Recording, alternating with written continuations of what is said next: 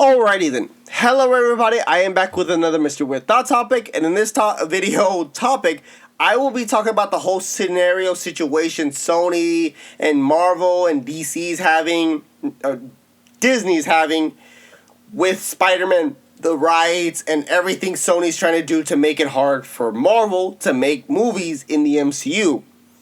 And yeah, so that's what I'm going to be talking about. And if you guys are new to this type of video, is hello, my name is Mr. Weird. This is Mr. Weird Thought Topic, where I talk about a topic, give a little information, and then go over like my thoughts, my opinions, and my everything else about the topic I'm talking about. You know, I've made several videos if you guys are interested.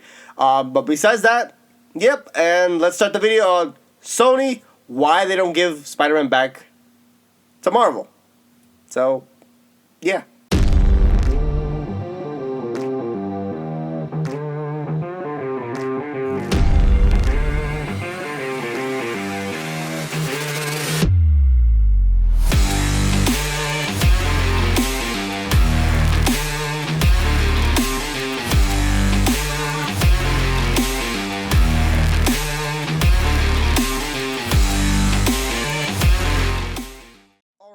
So let's get it started. Let's get to the point, you know.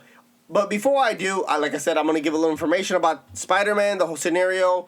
But basically, to summarize, talking about it, Sony is supposedly making it hard for Marvel to use Spider-Man villains in the MCU. So whatever villain Sony has made in a movie, they cannot use it in the MCU. You know, stuff like that, which is annoying. But before I go over that, I have some notes that I want to talk about for, like, you know, for the guys, for everybody who wants to know, like, a little bit of information about Spider-Man's rights, you know, Sony and the whole thing with, you know, Marvel. So, based on every information I have a bullet point and everything, which Sony has owned the rights to Spider-Man for 25 years. Sony bought Spider-Man movies rights and TV rights for $7 million back in 1998. Even though I've seen some websites say 99, I think it was official probably 99, but they did the whole business and everything 98, I'm guessing. Which, if you estimate it from 99 now to 2024, is $7 million. 1999 to now to 2024 is $13,100,805.37, and that is a lot of money now. Which, yeah. Marvel Entertainment Group also offered to give Iron Man, Black Panther, Thor, and more for an estimated of $25 million to Sony, but they declined and only wanted Spider-Man. In other words, when they were offering, you know, Spider-Man to Sony, they also said, hey, we also have these characters like Iron Man, Black Panther, Thor, and these are the characters that we want to offer as well. But Sony basically said, yeah, no, we only want Spider-Man and any other character related to Spider-Man. Which I'm guessing they saw a lot of potential with Spider-Man. That's probably why they just wanted him. Sony's deal profit is that they get 95% of profit while Marvel gets 5%. And I think that has to do mostly with the movie, with the release and everything. That's, you know, what they get. But it has shown that Marvel and Disney gets more profits from the merchandise than the movies, which is the toys, the clothing, you know, the shirts, stuff like that. They get more money from that, so I'm guessing they're not that like picky on like, hey, you know, we should get more money and stuff like that. Which I think, I don't know if the 95%, the 5% is still up to date. Maybe it might have changed with when Sony and Disney and Marvel try to oh my god. Basically, we tried to work on their deal. Oh my god, I can't speak today. So Sony has made around $1.9 billion in Spider-Man from the MCU, which shows that they have made a lot of money just having Spider-Man in the MCU. You know, even though Sony has made around an estimated of $1.1 billion in the domestic box office, while $2.6 billion worldwide from their Sonyverse movies, which is, I'm guessing, you know, all the Spider-Verse movies, you know, the Venom movies, Morbius,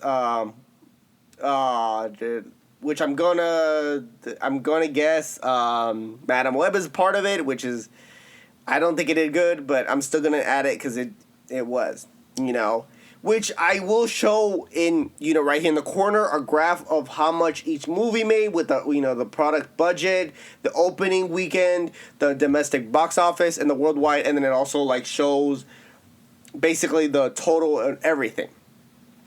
And the funny thing is, yes, even though they still make a lot of money just doing this, Sonyverse, it shows that they don't need to worry about making money when they have made a lot of money as well in the MCU, which has led to like people questioning why doesn't Sony just give the rights to Spider-Man back to Marvel and Disney?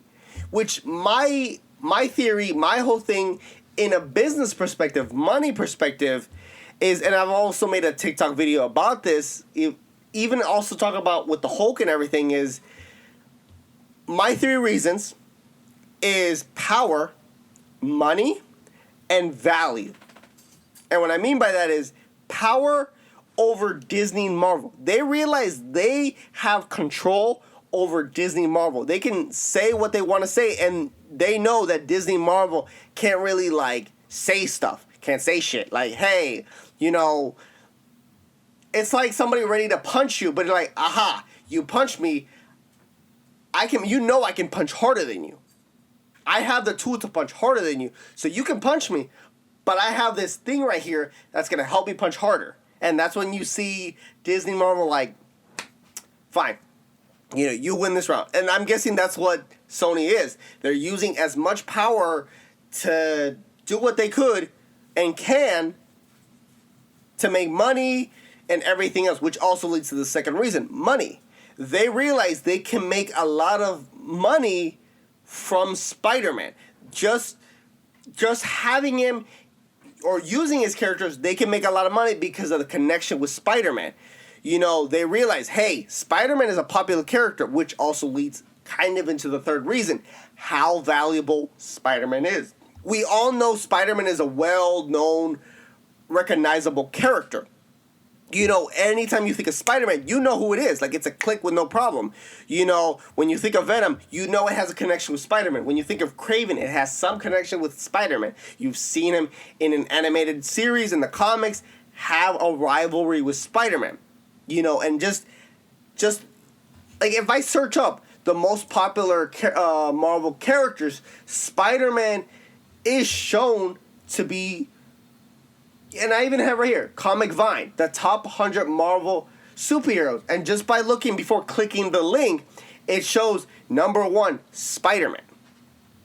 Which he's a well-recognized. It shows that if Sony can use that, they will drain as much money as they can from this character. Because the day that Sony loses Spider-Man, it's all over them. All over for them. They're not going to make as much money. And that is why I believe they are not going to give, and they're going to fight as much as they can until the day they lose him.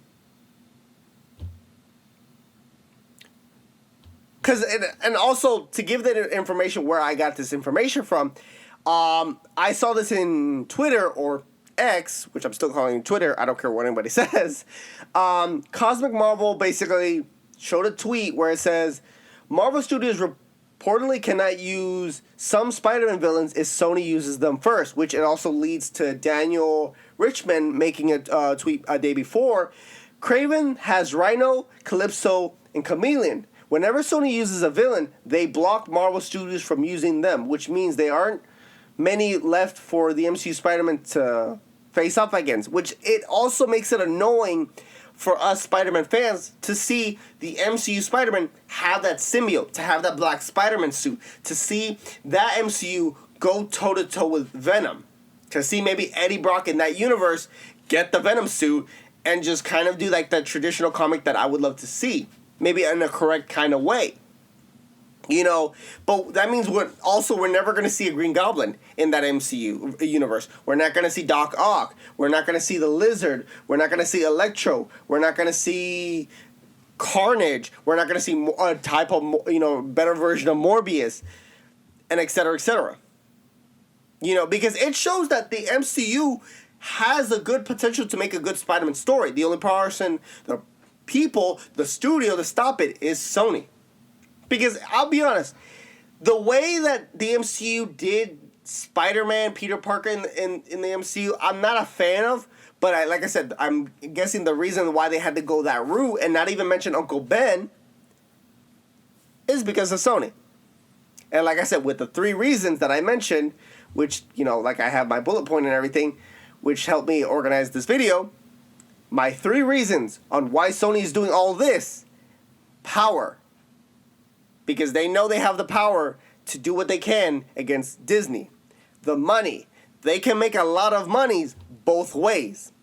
Using MCU money, or the Marvel money and Disney money, and also their money.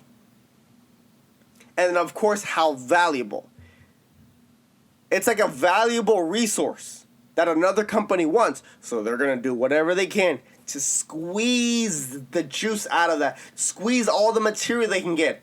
Because the day they're like, oh shoot, we don't have any more, we can't make any more, and they lose that material, they know at least Sony, or if Sony can say that we made all this money because of this character.